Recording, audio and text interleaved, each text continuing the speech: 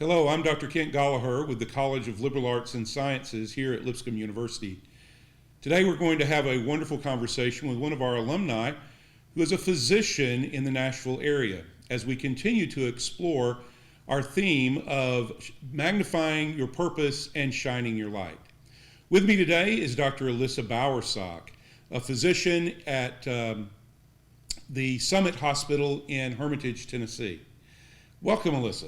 Thanks for having me.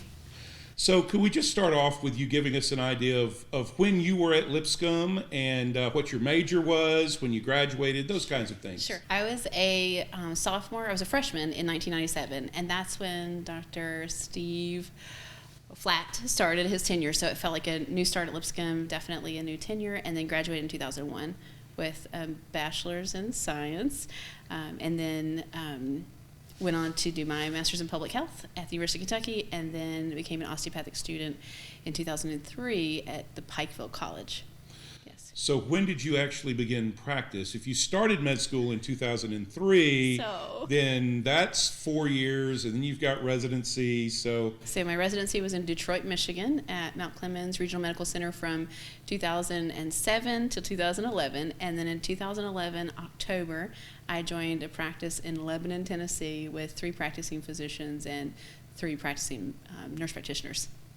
I often tell students that it's worth it to go to medical school, but that you will sacrifice your 20s on the altar of education. Absolutely, absolutely. So 32 when I started practice. When you started practice. But I did the master's in public health in between, which was definitely great years of theory and understanding healthcare policy, but definitely wanted to be in private practice. Well, it's not unlike those of us that are in the research scientists. I was 32 also when I started actually earning a paycheck. It's just kind of comes with the territory. So now you are with Southern Women's Health, is that right? Southern Women's Care. Southern Women's Care. So tell us about your practice. So talking about the path of God, shining your light, and the path that God leads you down. I was in a private practice of multiple practicing physicians, and a physician that I had met one time in the operating room called me, and he wanted to retire. And he literally asked me just to take care of his employees. And the hand of God literally led that practice to become my practice and to be something that we could grow. And so instead of just calling it by the name of the physician, we decided to call it Southern Women's Care at that time. Yes. Southern Women's Care. So how long ago was that you left Lebanon? 2017, end of 2017, and we started Southern Women's Care on January 1st of 2018. And this is not part of a group, though. No, I am a solo practice female physician providing obstetrics and gynecology care in this Nashville market. That to me sounds amazing. It is amazing. So talk to us about the upside of being a one-doctor shop. This sounds like you're taking call every single night. So Monday through Thursday, technically, I do take call by myself, and then Friday, Saturday, Sunday, I share call with the physician who's in the next office next to me. So he is also a solo practice physician and has been for many years. And so it's not unheard of. It's just not the most popular way to practice, as you can imagine, because babies don't come 9 to 5. Right. Right, yeah. So if someone decided they wanted to be a patient of yours, what's the advantage of being a patient in your practice versus being a patient in a larger group practice? So the call schedule. So if you deliver Monday through Friday, it will be me at the bedside delivering you. Whereas in bigger practices, most of the time it's who is on call is who delivers you. So you might see a doctor the entire time, and then you deliver on a Wednesday, but your physician was on call Monday. And so that means that your doctor won't attend your delivery. And so there's a very special bond that develops as you see someone your entire delivery, especially if things don't go well in a delivery, which is classically a really common thing. Things don't always happen the way we planned in obstetrics. And so having the person that you've seen the whole time tell you need a C-section or that your baby's in distress and you have to do something different, it's better understood from someone that you know. Yeah. So just to underline the point, if a patient sees you in their prenatal, they're pretty much assured that you will deliver their baby. Yes. So I went to a wedding once in Hawaii, my best friend's wedding, and I missed one delivery. Now, it was not a delivery that was supposed to happen. It was a premature delivery that you can't anticipate. But that's truly one of the only deliveries that I've missed. The thing that we do most is that we try to plan. So I am very honest. If there's time that I'm going to be away, my patients all know. My patients know pretty much too much about my life. Truly, one day in the hospital, there was a physician had an emergency, and they were asking them to call me because they assumed I was in the office. And my patient runs out the hall and says, this Friday morning, she's at home. I know she's at home. I just talked to her. So they often know too much. They know when I'm gone. And most of the time, I'm literally an hour and a half away. So I can get back to them majority of the time. So talk to me a little bit then about maybe some disadvantages for a patient being in a practice like yours. So honestly, let's say we had a disagreement. If I think that you have diabetes, which is not something we can argue about much, but if you wanted another opinion, it's harder to say, I want to see someone else. So the disadvantage is if you disagree with me, then there's no one else to get another opinion from. But classically in our practice, if there's a disagreement with a physician about care, we refer to the higher level of maternal fetal medicine. So if there's someone who needs another opinion, that's readily accessible with a referral. So that's probably the biggest disadvantage. Most of the time, there's the true disadvantage would be if I was out of town. If I had a vacation and you had your baby, then it would be someone else. But that's not that different from other practices per se. It's more of the fear that their question is, will you be there? Yes, I will be there. But it's Friday. Will you be there? Yes, I will stay. Yes.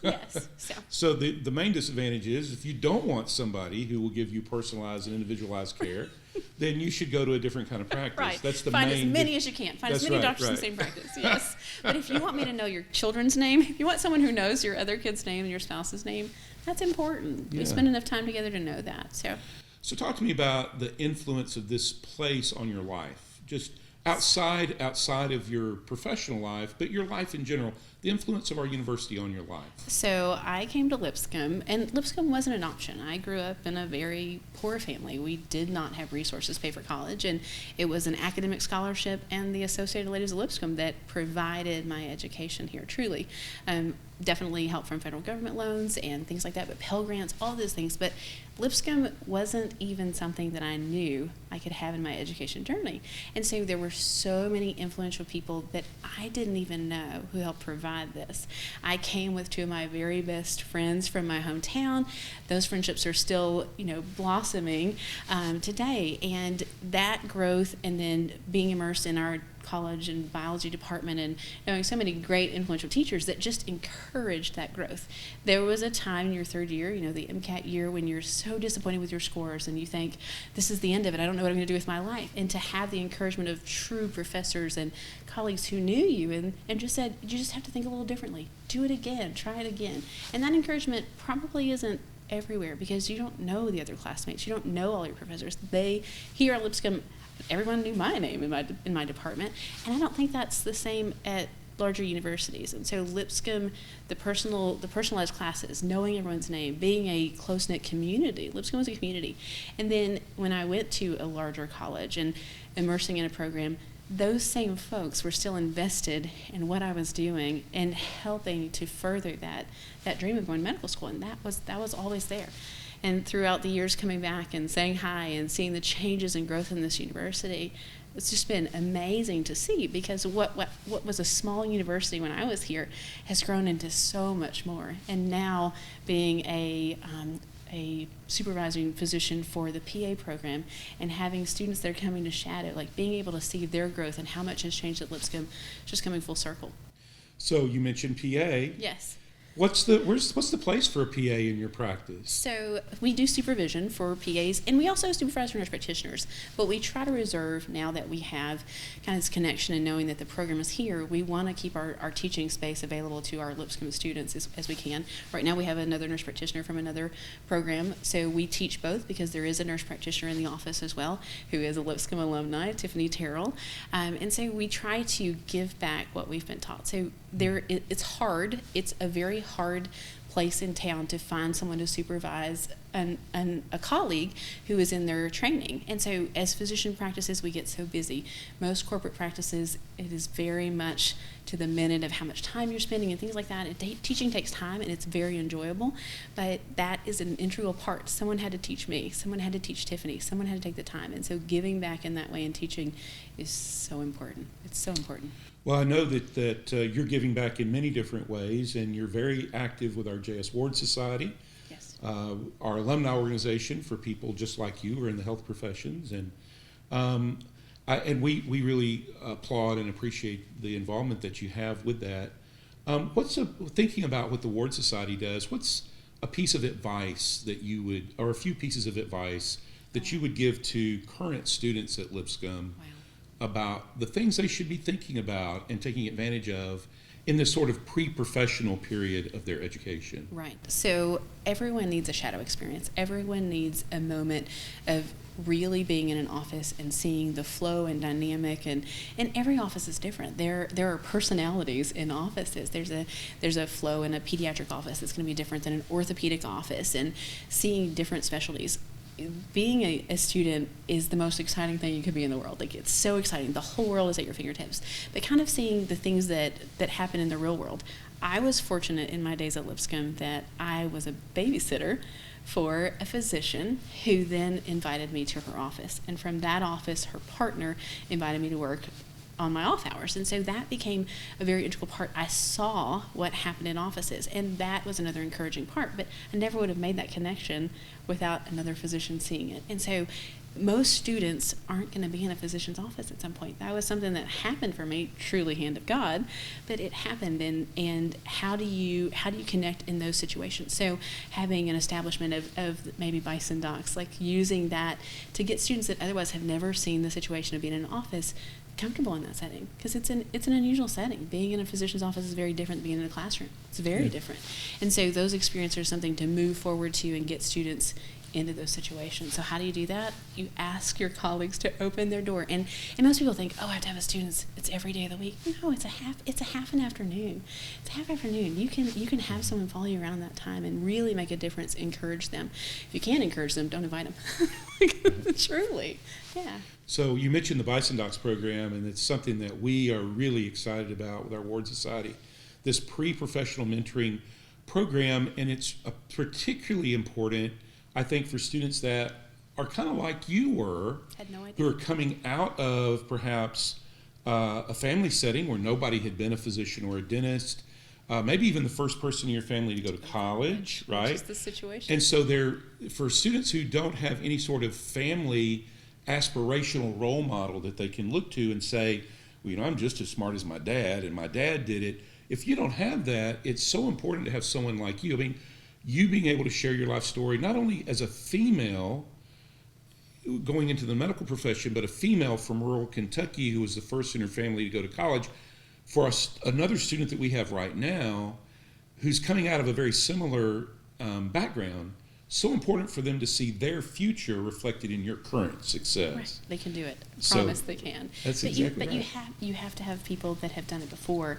And even if they haven't, having means of someone you can at least reference to, send an email to, someone who will answer. And that's really important, to make these connections to people who have already done it. And even if they already had it lined out for themselves, there are those of us who didn't. And having that connection to say, I promise you can do this. I promise. Sure. I promise, if you work hard enough. So opportunity, ability, and then the opportunity. So most of us don't know what opportunities are available. And so that's why a college setting, connections, networking are so important. And so I'm glad that the Ward Society says there is a need in our education system for those who've never done this before. So how do we connect with the right people? Well, we are so grateful to you. I mean, someone who's willing to provide your time, your talent, and your treasure. I know you're financially supporting the Ward Society. Yes. And because this is a day of giving, part of our Day of Giving campaign, we really hope that the people that are watching today would consider a gift to the Ward Society. Absolutely. Because it will help students who were just like you, who are just like you were when you were in school here, who are aspiring physicians and dentists and physical therapists and PAs, have the very best opportunities possible. One other thing that I'd like to ask as we sort of think about wrapping up, two questions really. One of them is, talk to me a little bit about work-life balance. Oh, wow. We are always mostly concerned. I joke with our students and I say, we're not really that concerned with whether or not you have a successful career. Career will typically take care of itself. Right. We want you to have a beautiful life. Right. And a beautiful life isn't just work, work, work, work, work. It isn't. And so what do you do to balance work-life balance, to create work-life balance, manage those important relationships in your life, like your husband, Exactly. and those kinds of things. So Wow. What advice would you give? So I think this is a hard question for someone who was trained by those who literally spent every hour at the hospital. I grew up in the era in residency where work hours had just started, and so there was a slow transition of that. But yet you saw the older physicians who literally were there every hour of the night. And then the end of residency was different in that most of us had our responsibilities and became more of shift workers. And so the end of my residency really taught me there are a certain number of hours you need to be here, and the rest of the time you need to go home. And I think as physicians, and especially being in a solo practice now, there are times where you just have to go home. And so the more comfortable you get in what you do, the more likely you are to balance that better. But all of us, especially during the pandemic, it's been harder to balance because you just feel like there's one more thing you could do. There's one more thing that you could do to improve someone's outcome. And at some point, you have to have the realization that I have to take care of me, or I'm never going to be able to take care of everyone else. And so it's hard to find time to put down our phone and not answer every text message. It's hard to put boundaries in place. Like many patients over the years have become who I consider, they've become friends. And, I go to their kids' birthday parties. And so not taking their call at 10 o'clock at night because it's something that can happen in the office. So, putting that boundary, they have a response that says, at this hour, you're going to call the office in the morning if it's not an emergency, and we'll take care of this. So boundaries are something that physicians need too, but they're not taught in medical school. Boundaries is something that, especially as a female physician, there are boundaries you have to learn in terms of just how much time that you put in. And so work, equity, equality, all those things are things that physicians and females especially have to deal with. You just find balance of how do you manage home. I consider myself a lucky OBGYN because I do not have children, and that was because of balance with husband's career and things like that. I never wanted to be a single mother, and so I don't have that balance, and so that's a little easier piece. One of my colleagues actually called recently and said, we're laughing because we're just imagining that you're always so happy, and I'm like, you've got 3 kids. Like, you're always taking care of other people. And as physicians, we're always taking care of other people, but you have to keep everyone in a certain light and know that you can't fix everyone. And that's something that all of us have to learn over time, even as not physicians. But taking care of people involves taking care of you. So you have to get away. You have to have a place you can run away to. You have to have solace. You have to have counsel. You have to have faith and spirituality, and you have to have connection to other people. That's how you do it. Yeah. That's beautiful.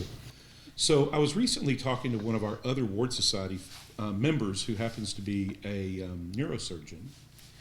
Excellent. And we were discussing people who had influenced their lives. Oh, wow.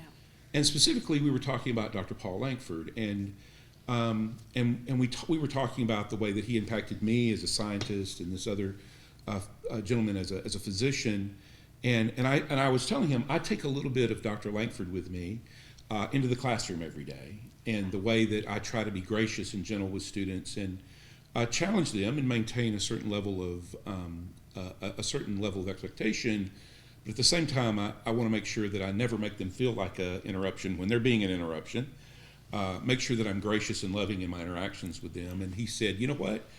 And I take a little bit of Dr. Langford with me also, in the way that he was so gentle and gracious with me as a student. I take a little bit of him with me also when I go into the examination room, or I go into the operating theater, whatever. So who were the influences in your life, and how do they what do you take with you of them from your Lipscomb experience into the patient experience? So I was a very lucky third-year student here at Lipscomb and went on a mission trip with Dr. Lawrence and Dr. Prill to the mountains of eastern Tennessee, which ironically ending up in eastern Kentucky for med school. So just experiences of just finding cheerfulness. Like at the end of the day, walking into an exam room, a wise physician who trained me, who was actually kind of grumpy in general, said, no matter what, the minute you touch that door handle, let them think that everything's perfect in your life. Smile, be happy, be gracious. But that was also something that even at Lipscomb, you and Dr. Lawrence always had a hug, always had a smile. In an impersonal world, an impersonal physician world where typically we're all on computers, still a sideways hug with a patient is really important to know. I see you struggling if you're struggling, and happiness is something that we can still give to other people. A moment of our time is really important. And so Dr. Lance, Dr. Prill, you yourself, obviously, and I spent a lot of time in that science building. So there were lots of other influences from even the family life here. I worked in the post office my first year here at Lipscomb, and Ronnie and his wife, the school nurse, Susan, were influential. Like, I look back at pictures of being at their home and being welcomed on this campus. There's so much growth and love that shows, and you get to carry a little piece of that in every situation you go into. So knowing and seeing those relationships build over time, that's what you carry with you, and being able to offer just a little glimpse of that to any patient. And you're a better physician for it. You get to, I'm the luckiest girl in the world to do what I do. Okay, so our viewers today will want to know how they can be one of your patients. So if somebody is viewing the live stream today and they want to know how they can be your patient, I want that wonderful, amazing, warm, beyond competent physician to be my doctor and deliver my babies and take care of me. What do they do? Where can they find you? So phone is the easiest way to schedule an appointment, and the number is 615-391-0800. If you fax, our fax number is... Do we still fax? Is that a thing No. still? You can also email. So our email, let me think about what it actually is. It's swcare56@gmail.com. So you can also get a response from email, but the phone's the best way. We have plenty of staff members. We have a lovely staff to take care of you and get an appointment. Sometimes there is a wait for an appointment for a new patient, but that's expected, so plan ahead. And once you're established, much easier to get access to care. So you're the obstetrician in Hermitage. Yes. So make sure, if you're in Hermitage, make sure that you get in contact with Dr. Bowersock, because she will personally deliver your child. That's exactly. Well, thank you so much for being with us today. And for our viewers today, we want to encourage you to support what we're doing here. If you think that the great work that we're doing here is worthy of your time, your talents, and your treasure, we ask you to join us today on our David Giving campaign. Dr. Bowersock is specifically supporting the J.S. Ward Society, and all the great work that J.S. Ward Society does to support our pre-professional programs in the health sciences. But there are so many other ways that you can support our college. We encourage you to go to the Go Lipscomb website, scroll down through the opportunities, and join us with a gift today. Thank you.